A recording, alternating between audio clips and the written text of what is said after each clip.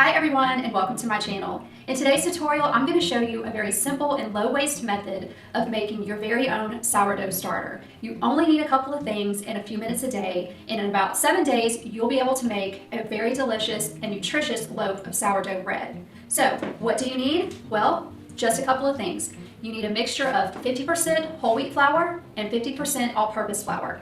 You also need water. You can use filtered water, or you can do what I do. I just take a jar, I fill it with water from my tap, I let it sit for an hour, then there's no chlorine and you don't have to worry about it killing the yeast in your starter. You need a jar. I use these Weck jars. I like them because I can see everything that's going on in the starter. They come with a glass top that is breathable, but you can also use a bowl with a plate. You can use a mason jar with a canning lid set on top, or just a piece of fabric wrapped around the jar and held in place with a rubber band. You'll need a spatula to stir the starter with every day. You will need measuring cups and measuring spoons. That's it. So if you're interested in putting together your very own sourdough starter, stay tuned and let's get started. On day one, you're going to add 1/2 cup of the 50-50 flour mixture and 1/3 cup of filtered water to your jar. Use a spatula to stir this up really well,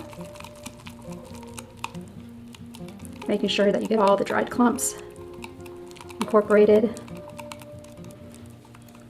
Then you're just going to scrape down the sides really good.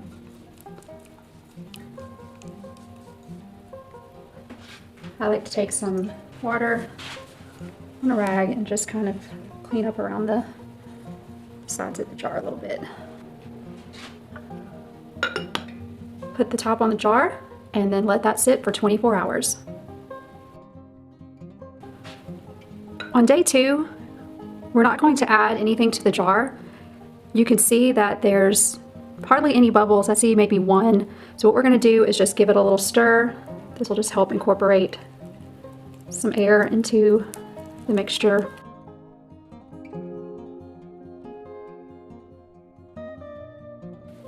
And that's it. Put the top back on and let it sit for another 24 hours. Okay, this is the morning of day 3, and as you can see, there's lots of bubbles on top of the starter, so it is nice and active.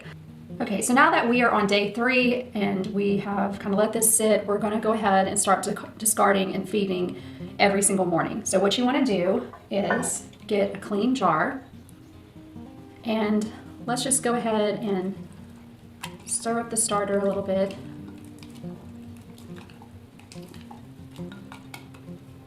Then we're going to take 3 tablespoons of the starter and put it into the clean jar.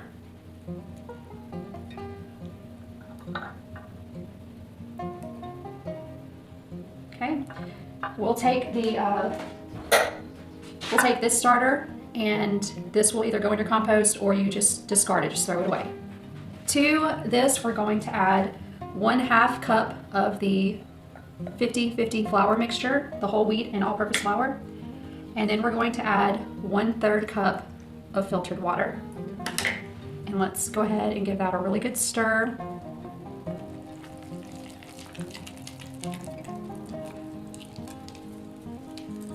Just remember, you always want to make sure that you're really incorporating everything together really well. You don't want any dry spots in this.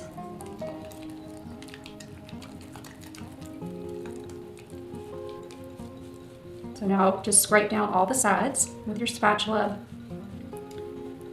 Okay, and then if there's anything on the sides, I like to take my filtered water and simply just clean that up. All right, so at this point, you're going to start seeing some activity every single morning. So I suggest just taking a rubber band and putting it around the jar at the level that the starter is. And that way you can see every morning if it's risen and fallen and just kind of gauge the activity. So what we're gonna do is put the top back on, and we're gonna let this sit for 12 hours. It's been 12 hours since our AM feeding, and you can see that the starter has risen about doubled, And if you look on the top, there's lots and lots of activity going on. So we're gonna go ahead with our PM feeding, and we're not gonna discard anything. We're simply going to add 2 tablespoons of flour, and then a tablespoon and a half, about a tablespoon and a teaspoon or so, just to make it easy. And we're just going to stir this right into the starter. This is going to feed it while it's sitting overnight so it doesn't run out of food, to keep building up the yeast in the starter. So by doing this method where we are discarding and feeding in the morning and then just simply adding a little bit of food in the evening, we're cutting down on a lot of waste. Okay, so we're just scraping down the sides as usual. I always just like to go and clean up around the inside of the jar.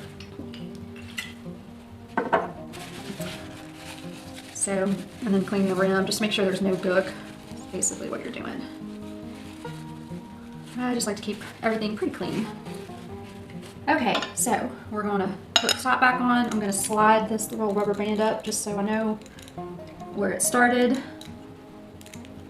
All right, so we're just going to let this sit on the counter again, and I'll come back on day 4 and I'll let you see what it looks like on day 4 in the morning. It's the morning of day 4, and you can see there's plenty of bubbles on the top of the starter. So we're going to go ahead and do our discard and feed.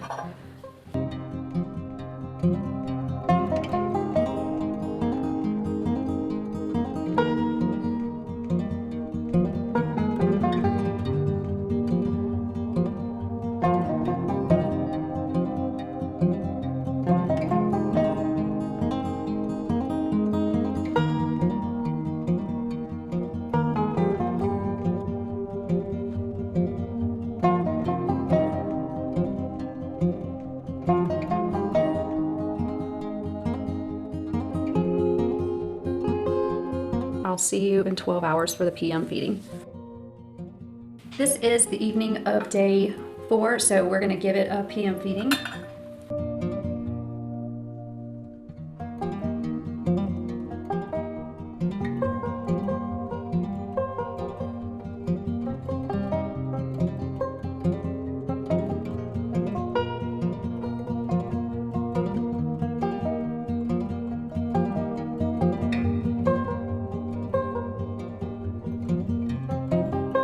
I'll show you what it looks like tomorrow morning.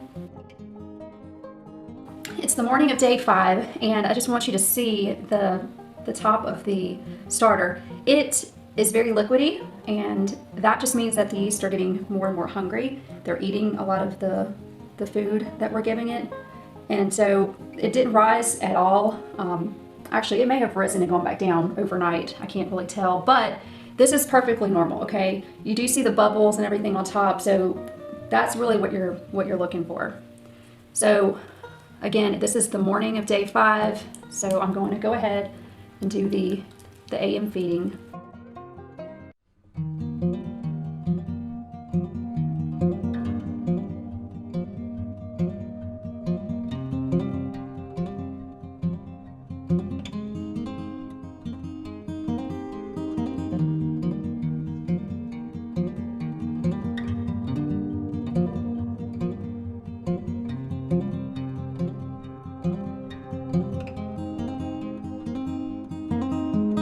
And we'll be back for the PM feeding in just a little bit.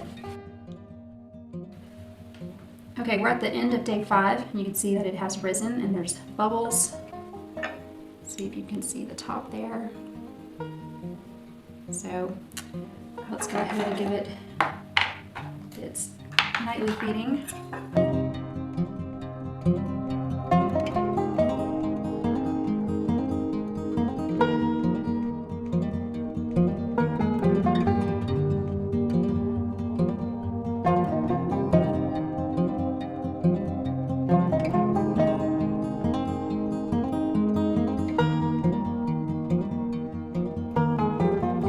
right, you guys, it's the morning of day 6, and if you see on top lots of bubbles, it did rise overnight, and I'm not sure if you can see it right here in the back. There's this line.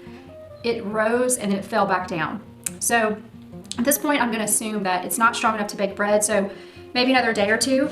So let's go ahead and just do our normal AM feeding.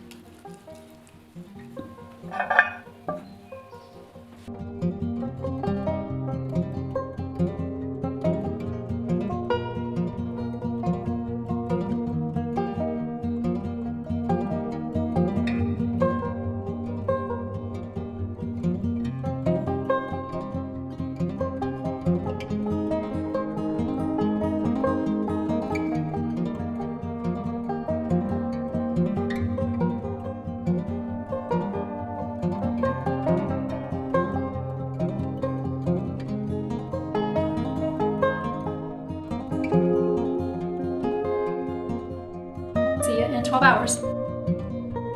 It's the evening of day 6, and I just want you to see that the starter has doubled in size. So it is very active. You can look on the top and see lots and lots of bubbles. So this is what you should be seeing on the evening of day 6. Let's go ahead and give it its feeding.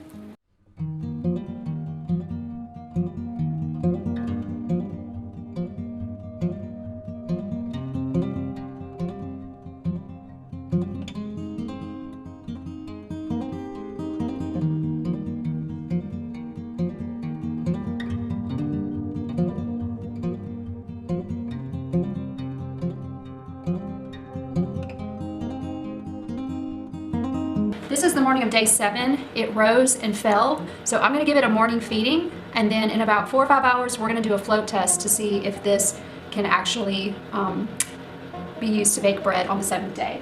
So I'm going to go ahead and discard and feed it with the normal AM feeding.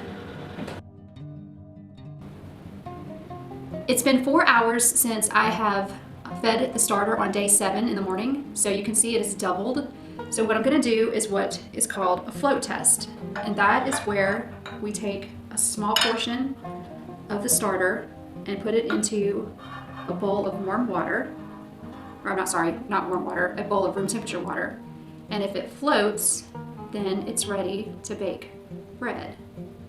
And you can see the starter is floating. So I'm going to go ahead and use this starter in a loaf of bread, and I will show you the results.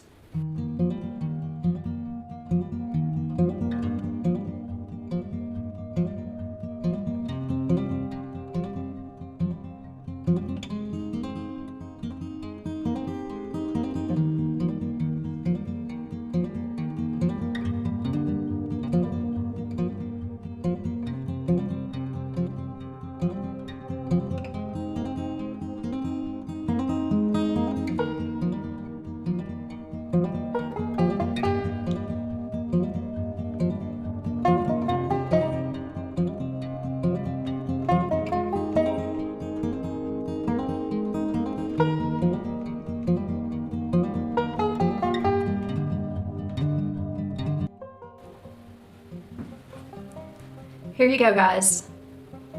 I just finished baking this about an hour ago, and you can see that it has a really good rise.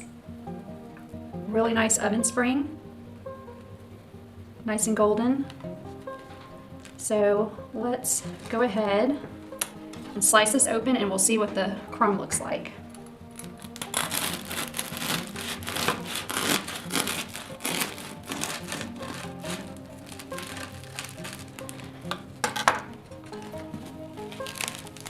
And there you have it. It's possible to create a sourdough starter that will give you bread in about 7 to 8 days.